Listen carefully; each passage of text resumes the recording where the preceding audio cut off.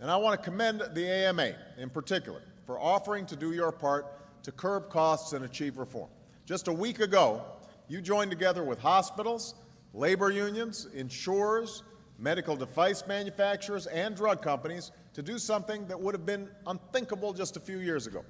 You promised to work together to cut national health care spending by $2 trillion over the next decade relative to what it would have otherwise been.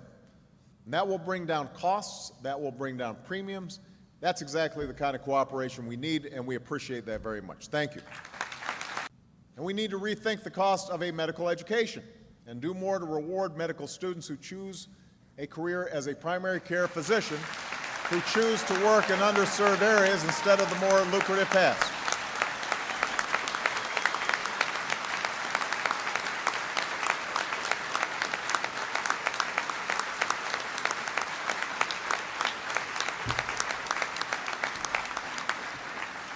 That's why we're making a substantial investment in the National Health Service Corps that will make medical training more affordable for primary care doctors and nurse practitioners so they aren't drowning in debt when they enter the workforce.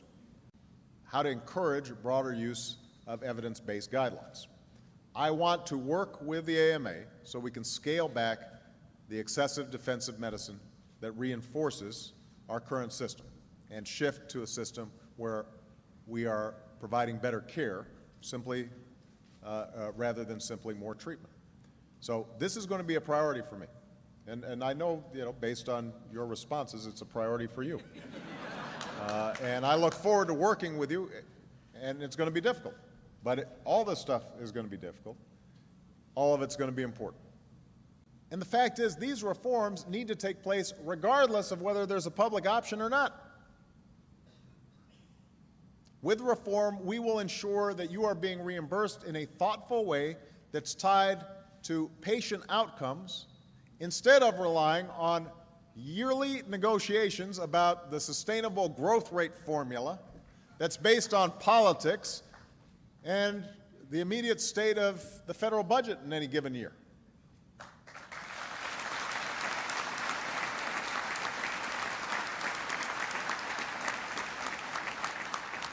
And I just want to point out, the alternative to such reform is a world where healthcare costs grow at an unsustainable rate.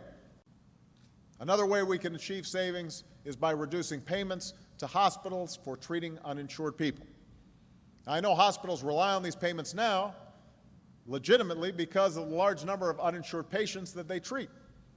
But if we put in a system where people have coverage and the number of uninsured people goes down with our reforms, the amount we pay hospitals to treat uninsured people should go down as well.